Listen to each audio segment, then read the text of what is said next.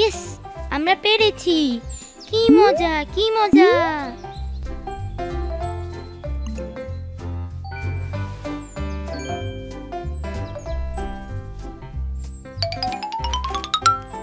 উফ, ঘড়িটা ছিঁড়ে গেল। ঘড়ি ছিঁড়েছে তাতে কি হলো দাদু ভাই? ঘড়ি উড়াতে গেলেই এমন হয়েই থাকে। আগামীকাল আবার নতুন করে একটা বানিয়ে নিলেই হয়, কি বলো? ঠিক বলেছো দাদু, এর পরের ঘড়িটা আমি নিজে নিজে বানাতে চাই। ভেরি গুড, এটা তো আরো ভালো কথা। চলো তাহলে।